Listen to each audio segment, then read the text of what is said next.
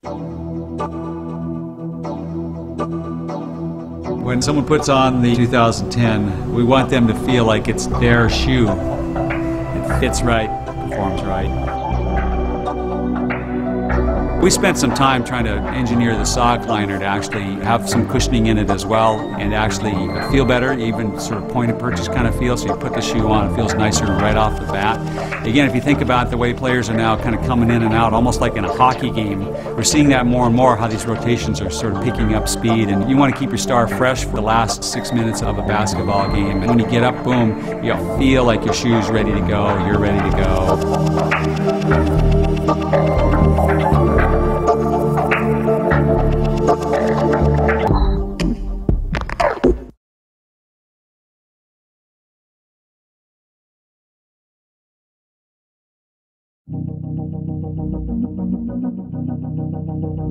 'The internal fit really was one of the biggest things that we really worked on for the athlete, making sure that when you put this thing on, it was comfortable, whether you're out there playing, whether you're sitting and waiting to play, whether you're out there wearing it for whatever reason you're wearing it for, really working on the collar, making sure that that snugged up against your foot.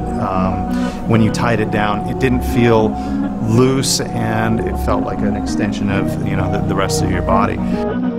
These windows actually help to perform a bit of that in the way that it fit to the last. And when those pieces are put together, they actually brought the thing down a little closer. You have a better sculpting and molding, which actually enhances the better fit.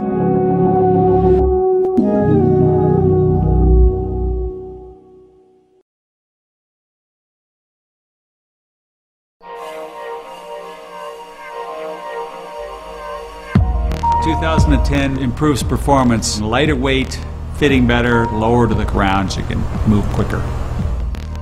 It comes down to actually understanding what modern basketball players need today. The game is changing. It's a running game now. So we actually took a little bit of the stiffness out of this shoe so that more players can kind of get up on their toes and sprint. We talk a lot about lightweight, of course, and people need to be faster. Coaches are encouraging all athletes to train and become quicker and faster to the ball. So lightweight really helps in that regard. The idea is to actually create this overlayer which sort of cleans up the look of the shoe, but really what it's doing is actually providing an additional layer of strength and protection, but it doesn't add any stiffness because it's actually hinged just around the edge, so the shoe flexes underneath it and then slides back out. Because we can use this little bit thinner airbag, we can reduce the overall thickness of the midsole by about 1 millimeter or 2, which doesn't seem like much, but trust me, players can tell the difference. Your ability to feel the floor is heightened, and again, those things all contribute to better performance.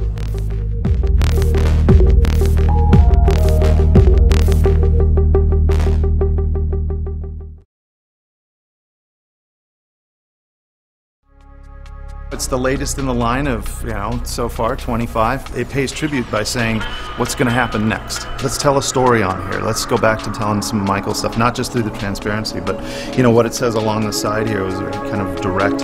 How do you tell a story? And transparency doesn't have to actually mean seeing through something. It can be right in front of you. Taking one of Michael's quotes and turning it into something that's right in front of you, and you may not know it until somebody points it out. That's kind of fun, hiding in plain sight. So we just tell things the way they are, but just in a unique way. No matter what the colorway is, you'll always just see a little peek of this Carolina blue. And that is actually really all about, his soul, being close to home, Carolina. And it's kind of a nice little way to kind of hint at it, hiding in plain sight. Again, the materials usage, the pattern usage, the waste, reducing all those, using fewer glues, less compounds that are harmful. It's a methodical race to get to the best possible performance product in enhancing the use of those materials and processes without detrimentally affecting the performance attributes of the product itself. In 25 years, though, I think they'll say it's a classic. For sure. And I believe that good design has that ability to endure and then be seen that way.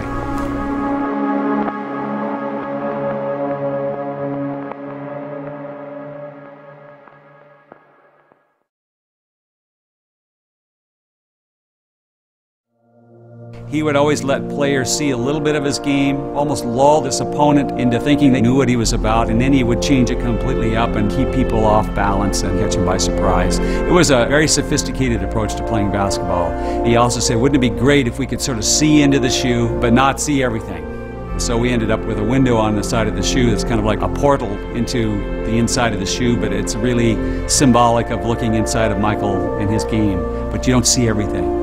So that's kind of that storyline that we felt was very authentic and real, and part of what differentiates Michael from any other basketball player in history. There should be something unmistakably obvious about what makes this a Jordan. The main icon that you will see is that round window that's sometimes highlighted with a contrasting color. There's not so much discovery there, although you could ask the question, why is that window there? We've always had air as part of the design menu, if you will. This time around, we didn't put a window in the side so you could see the air like that, but we made the outsole clear so you could see this big, long zoom airbag, bottom-loaded, right next to the outsole, and you could see that. And I think that also was somewhat of a nod to the past, where we were a little bit more descriptive about some of the componentry.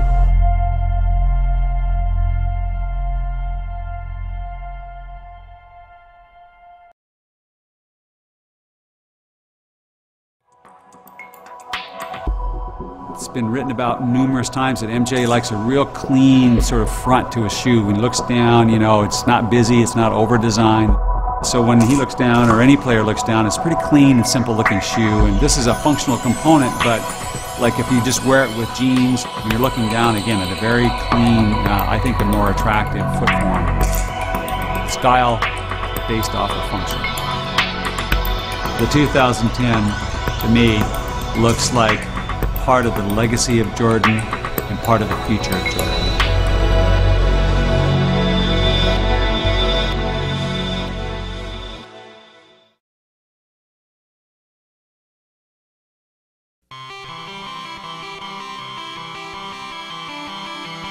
Basketball is a running game. You're on your forefoot, you're up and down.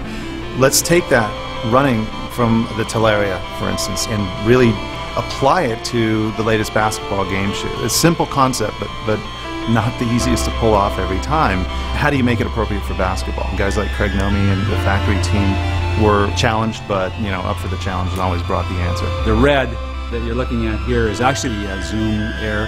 It's bottom loaded, so it's right down next to the outsole. We put that down at the bottom of the shoe so that the first thing that strikes the ground is actually that airbag, and it disperses load immediately. That's a technology that we haven't used very much in basketball. We've used it in running before. That's innovation. That's kind of thinking a little bit differently than normal, which is what MJ's all about. We've actually trimmed the shoe down. You actually feel the court. We still want cushioning, so we've come back in with this Zoom technology, which gives us the cushioning, but we can do it in a thinner, lower profile package. Those are things that are not easy to do, but we feel that most good basketball players are asking for these kinds of things.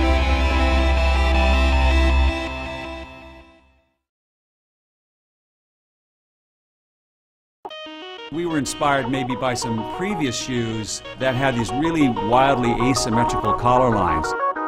It's lower on the other side because your malleolus there is actually lower on this side than the medial side, and we're trying to actually get a better glove-like fit.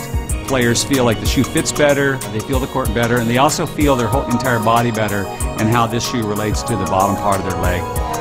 We've designed the outriggers in basketball shoes for quite a while, and this one is no exception.